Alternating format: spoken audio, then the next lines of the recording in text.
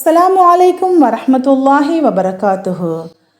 இன்றைக்கி நாங்கள் முஹர்ரம் மாதத்துடைய வரலாறும் முஹர்ரம் மாதத்துடைய சிறப்பு, முஹர்ரம் மாதத்துடைய அமல்கள் என்ன அப்படின்றத பற்றி இந்த வீடியோவில் பார்ப்போம்.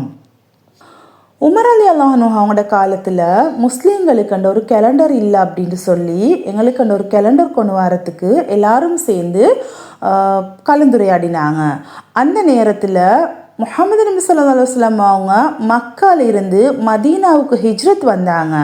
அந்த ஹிஜ்ரத்தை வச்சு தான் எங்களுடைய கேலண்டர் வருடம் ஆரம்பம் ஆவினது, அதாவது ஹிஜ்ரி ஆண்டு. அப்போ அதிலிருந்து ஆரம்பமாவின நேரமே முஹர்ரம் மாதம். 12 மாதங்களில் முஹர்ரம் மாதம் எங்களுடைய ஆண்டில் முதலாவது மாதமாக வருது. அதாவது ஜனவரி மாதிரி எங்களுக்கு முஹர்ரம், அதுதான் எங்களோட புது வருடம் அப்படின்ற மாதிரி முதலாவது மாதமாக வருது. அதற்கப்புறம் முஹர்ரம் மாதத்துடைய சிறப்பு என்ன அப்படின்னு பார்க்க போனால் அல்லாஹ்வுடைய மாதம் எனவும் கூறப்படுது.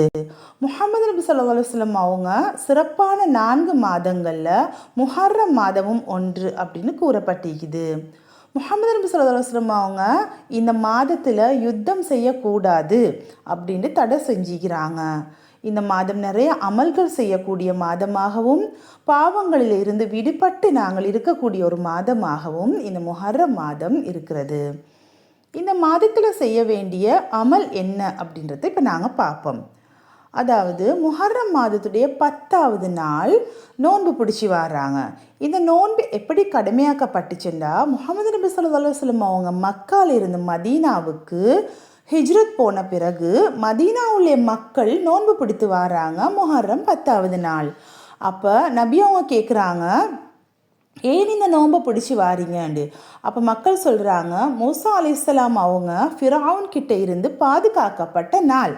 அல்லாஹ்வுடைய கட்டளைப்படி கடல் பிளந்து மூசா அலைஹிஸ்ஸலாம் அவங்க ஃபிரௌன் கிட்ட இருந்து அல்லாஹ் பாதுகாத்த நாள். அதனால் நாங்கள் இது நோன்பை இந்த நாளில் பிடித்து வரோம் அப்படின்ட்டு. அப்போ முஹம்மது நபி ஸல்லல்லாஹு அலைஹி வஸல்லம் அவங்க சொல்கிறாங்க, நாங்களும் இந்த நோன்பை பிடிக்கணும், எங்களுக்கும் இந்த நோன்பு கடமை என்று இந்த நோன்பை கடமையான நோன்பாக சொல்கிறாங்க.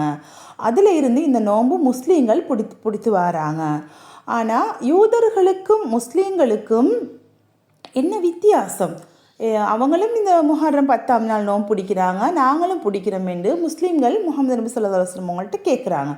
அப்போ முஹம்மது நபி ஸல்லல்லாஹு அலைஹி வஸல்லம் அவங்க சொல்கிறாங்க, அடுத்த வருடம் நான் உயிரோடு இருந்தால் முஹர்ரம் மாதத்தில் 9வது நாளும் நோன்பு வச்சு அவங்கக்கிட்ட இது நாங்கள் வித்தியாசமாக, அவங்க 10வது நாள் மட்டும், நாங்கள் 9வது நாளும் 10வது நாளும், அதாவது 9வது நாள் தாஷூரா, 10வது நாள் ஆஷூரா, 2 நோன்பையும் பிடிப்பேன் அப்படின்ட்டு. ஆனால் அடுத்த வருடம் அவங்க உயிரோடு இல்லை, வஃபாத் ஆகுறாங்க. ஆனால் எங்களோட முஸ்லீம்கள் இந்த 2 நோன்பையும் கடைப்பிடிச்சி வராங்க.